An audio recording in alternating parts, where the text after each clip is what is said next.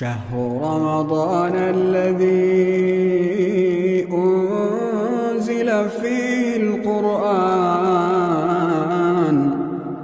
هدى للناس وبينات من الهدى والفرقان فمن شهد منكم الشهر فليصمه. بسم اللہ الرحمن الرحیم. الحمد للہ رب العالمین والصلاة والسلام علی اشرف الانبیاء وسید المرسلین.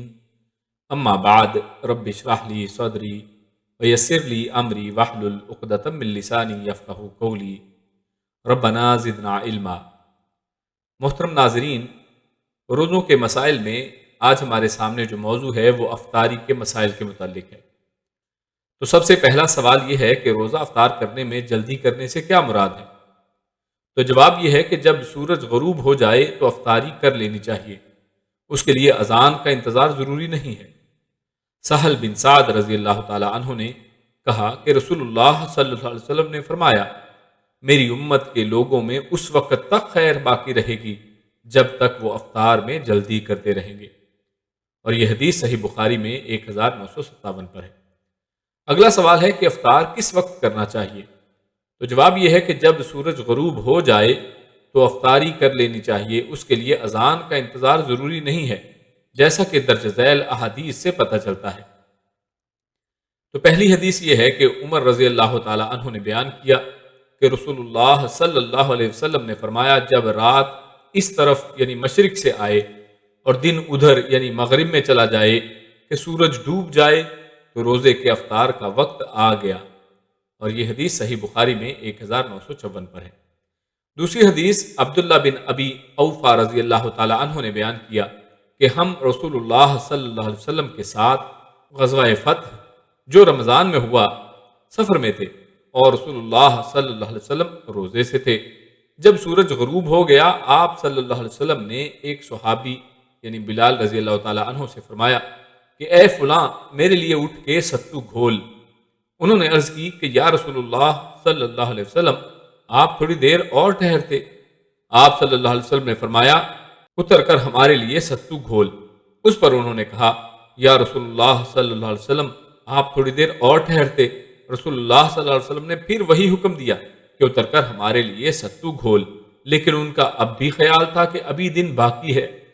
رسول اللہ صلی اللہ علیہ وسلم نے اس مرتبہ پھر فرمایا کہ اتر کر ہمارے لیے ستو گھول. چنانچہ اترے اور ستو انہوں نے گھول دیا اور رسول اللہ صلی اللہ علیہ وسلم نے پیا. پھر فرمایا کہ جب تم یہ دیکھ لو کہ رات اس مشرق کی طرف سے آ گئی تو روزے دار کو افطار کر لینا چاہیے. اور یہ حدیث صحیح بخاری میں 1955 پر ہے. اگلا سوال ہمارے سامنے ہے کہ اگر کوئی لا علمی کے باعث وقت سے پہلے روزہ افطار کر لے تو کیا کرے؟ تو جواب یہ ہے کہ لا علمی کے باعث وقت سے پہلے روزہ افطار کر لیا تو کوئی حرج نہیں، اس سے روزہ فاسد نہیں ہوتا اور نہ ہی اس کی قضا دینی ہوگی. اسی طرح سوال ہے کہ روزہ کھولنے کی کیا دعا ہے؟ تو جواب یہ ہے کہ روزہ کھولنے کی دعا درج ذیل ہے. ذهب الظمأ وابتلت العروق وثبت الاجر ان شاء اللہ، جس کا ترجمہ کچھ یوں ہے کہ پیاس بجھ گئی، رگیں تر ہو گئیں اور اللہ نے چاہا تو اجر بھی ثابت ہو گیا. اور یہ حدیث سنن ابی داؤد میں 2357 پر ہے. اسی طرح یہ دوسری دعا اللہم لک صمت وعلی رزقک افطرت، جس کا ترجمہ کچھ یوں ہے کہ اے اللہ میں نے تیرے لیے روزہ رکھا اور تیرے ہی رزق پر کھول رہا ہوں. اور یہ حدیث سنن ابی داؤد میں 2358 پر ہے. سوال یہ ہے کہ اللہم انی لک صمت وبک آمنت وعلیک توکلت وعلی رزقک افطرت، اس دعا کا ریفرنس صحیح حدیث سے بتا دیں. تو جواب یہ ہے کہ اس دعا میں وَبِكَ آمَنْتُ وَعَلَيْكَ تَوَكَّلْتُ کے جو الفاظ ہیں وہ کسی صحیح حدیث سے ثابت نہیں ہیں. البتہ اللہم لک صمت یعنی جو شروع کے الفاظ ہیں اور آخری الفاظ وَعَلَى رِزْقِكَ أَفْطَرْتُ کے الفاظ سنن نبی داؤد میں 2358 پر جو صحیح حدیث سے ثابت ہیں وہ موجود ہیں. اگلا سوال ہمارے سامنے ہے کہ روزہ کس چیز سے افطار کرنا مسنون ہے؟ تو جواب یہ ہے کہ سیدنا انس بن مالک رضی اللہ تعالیٰ عنہ کا بیان ہے کہ رسول اللہ صلی اللہ علیہ وسلم نماز سے پہلے تازہ کھجوروں سے روزہ افطار کرتے، اگر تازہ کھجوریں نہ ہوتی تو خشک کھجور تناول فرما لیتے، یہ بھی نہ ہوتی تو پانی کے چند گھونٹ پی لیا کرتے تھے، اور یہ حدیث سنن نبی داؤد میں 2356 پر ہے۔ اگلا سوال ہے کہ روزہ افطار کروانے کی کیا فضیلت ہے؟ تو جواب یہ ہے کہ روزہ افطار کروانے کی فضیلت درج ذیل حدیث سے پتہ چلتی ہے۔ حدیث ہے کہ زید بن خالد جوہنی رضی اللہ تعالیٰ عنہ کہتے ہیں کہ رسول اللہ صلی اللہ علیہ وسلم نے فرمایا، جس نے کسی روزے دار کو افطار کرایا تو اسے بھی اس کے برابر ثواب ملے گا، بغیر اس کے کہ صائم یعنی روزے دار کے ثواب میں سے ذرا بھی کمی نہیں کی جائے گی۔ جامع ترمذی حدیث نمبر 807۔ اگلا سوال ہے کہ افطاری کروانے والے کو کیا دعا دی جائے؟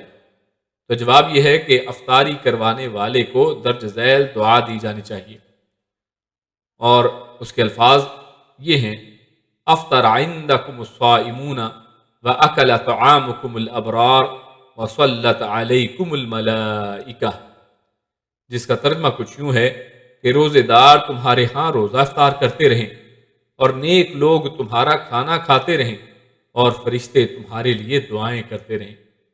اور یہ حدیث سنن نبی داؤد میں 3854 پر ہے۔ یہیں پر آج کا ہمارا یہ موضوع ختم ہوا۔ انشاءاللہ اگلے موضوع کے ساتھ انشاءاللہ اگلی نشست میں آپ کی خدمت میں حاضر ہوں گے۔ السلام علیکم ورحمۃ اللہ وبرکاتہ۔